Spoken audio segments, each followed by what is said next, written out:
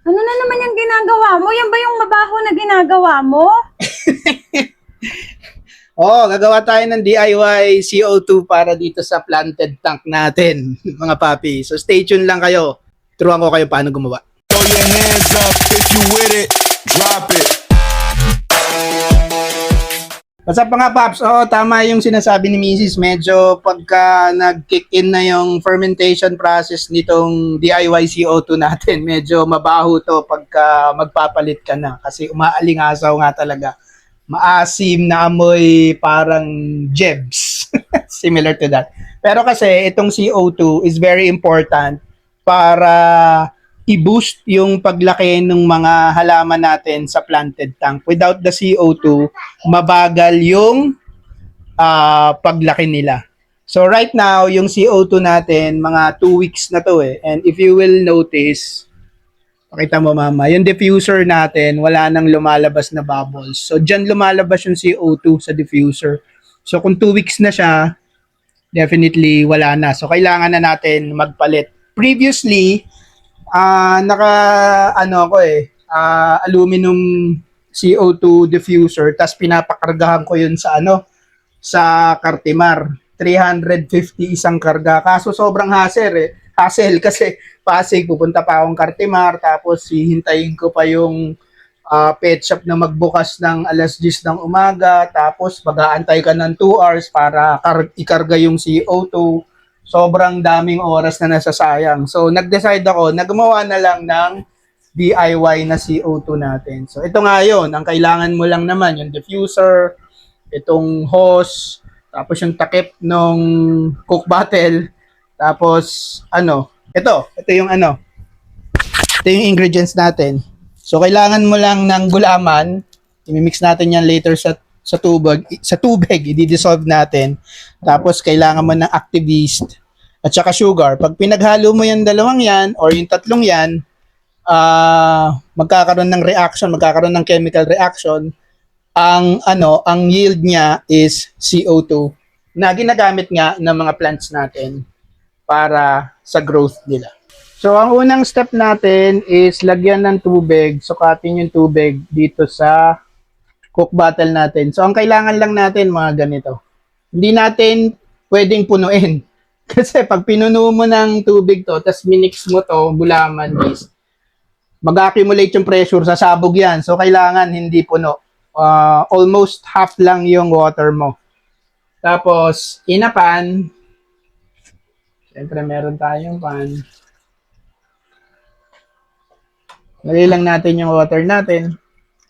Tapos maglalagay tayo ng mga 5 hanggang 7 kutsarang brown sugar or white sugar. Depende sa'yo. Basta asukal.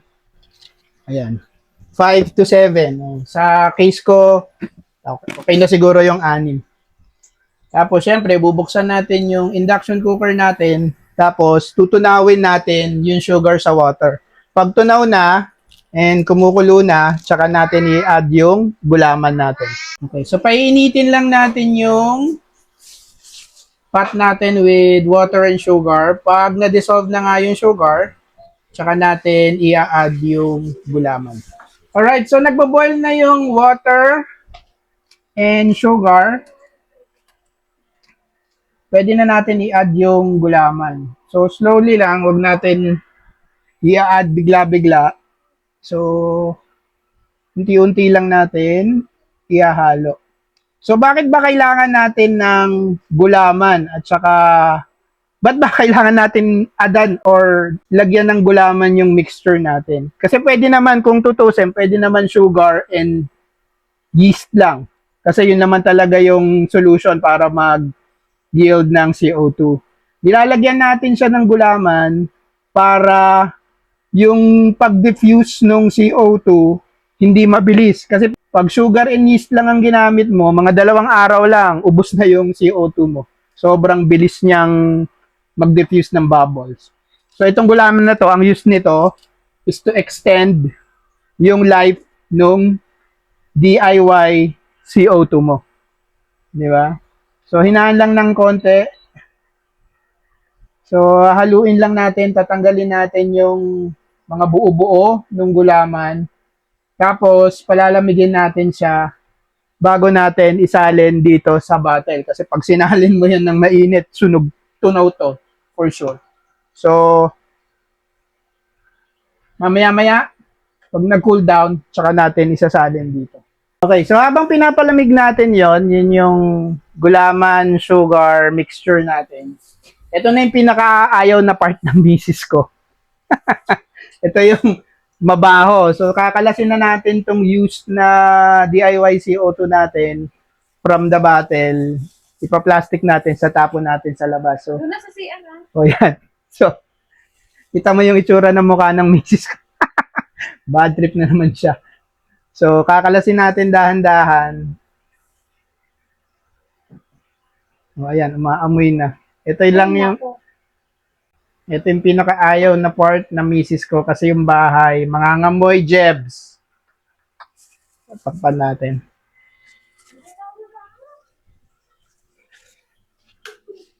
Excess na solution, yung liquid, ipa-flush lang natin sa CR. Pero yung mismong gulaman,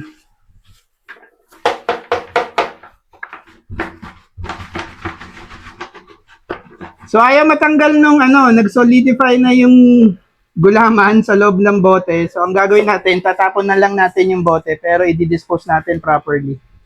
So ibubuhol lang natin para wag tumapon. So ayan, so medyo malamig na yung gulaman and sugar solution natin. Sarap ah. So isasalin na natin siya dito sa bottle ng Sprite or Coke. Isasalin na natin.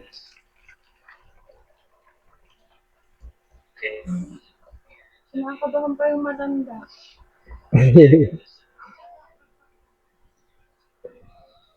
So, yan. So, i-rest lang natin siya. Yung iba nilalagay pa to sa rep para para mamuo ng mabilis. Pero ako hindi. Nire-rest ko lang siya. Tapos later on, magkakanaw tayo ng konting sugar. Tapos mga 3 spoonful na yeast. Kakanaw natin sa sugar tsaka lukewarm water. Tapos i-add natin dito. Tapos yun na, magpa-process na yan, ang yield niyan, CO2, na gagamitin nga ng plants natin. Later on, pakita ko sa inyo, i-rest ko lang sandali ito. Okay, so maglalagay lang tayo ng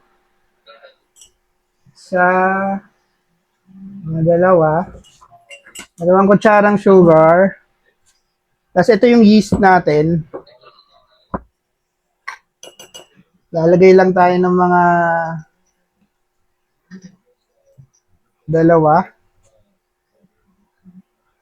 Gagawin na natin 3 para mas okay. Tapos, kukuha tayo ng lukewarm water dito sa water dispenser natin. Tapos, imimix natin yan. Yung yeast mo, maglalamp yan. So, kailangan haluin mo mabuti para mag-mix ng tama yung yeast, yung sugar, at saka yung lukewarm water. Tingnan mo, oh. Dumidikit yung yeast. So, ayan. So, na-mix na natin ng todo at tama yung yeast at saka yung sugar. Now, it's time para i-add natin itong mixture na to dito sa gulaman and sugar mixture natin na nasa bote na. So, ayan. So, hindi natin makabit kanina ron eh. So, kinalas natin yung diffuser tapos brinash natin ng konti para luminis yung pag-diffuse ng CO2 later. So, ayan na yan. So, ayan na. Gawa na yung CO2 natin. Ikakabit na lang ulit natin dito. Hindi yan agad i-diffuse ng CO2 mga paps. So maghihintay ka dyan ng mga medyo matagal yan. Paminsan isang buong araw, 12 hours or isang buong 24 hours bago mo makitaan yung diffuser mo ng bubbles. Diba?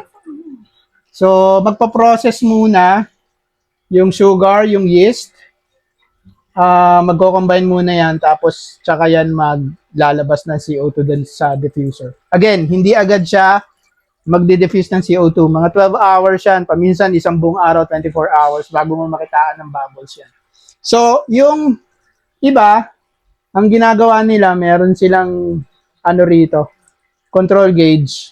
Pag patay yung ilaw, pinapatay nila yung CO2. Kasi hindi naman kailangan ng halaman ng CO2 pag hindi naka-turn on yung light. Gumagamit lang yung plants natin ng CO2 pag turned on yung lights natin. So yung iba, meron silang control dito, patay ang CO2 pag patay rin yung ilaw. Pero ako hindi na, simple lang yun. Straight nga, wala nga akong bubble counter. So straight lang from the bottle pag magde-diffuse siya ng CO2. And patay or bukas yung ilaw, magde-diffuse lang siya. Pero siguro ang tip ko lang sa inyo, kung wala nga kayong controller, kaparis ko, dapat pag patay ang ilaw, yung surface agitation ng water's aquarium nyo, dapat yan, gumagalaw siya, malakas. Kasi pag patay ang ilaw, bukas ang CO2 mo, tapos walang surface agitation, pwedeng mamatay yung isda mo, masuffocate, hindi makahinga. 'Di ba? So kailangan make sure na pagpatay ang ilaw pero bukas ang CO2, malakas yung surface agitation ng tubig ng aquarium niyo. Okay? So yun lang. If may questions kayo, i-comment nyo na lang down below. Thank you for watching. Till the next Budo. Peace!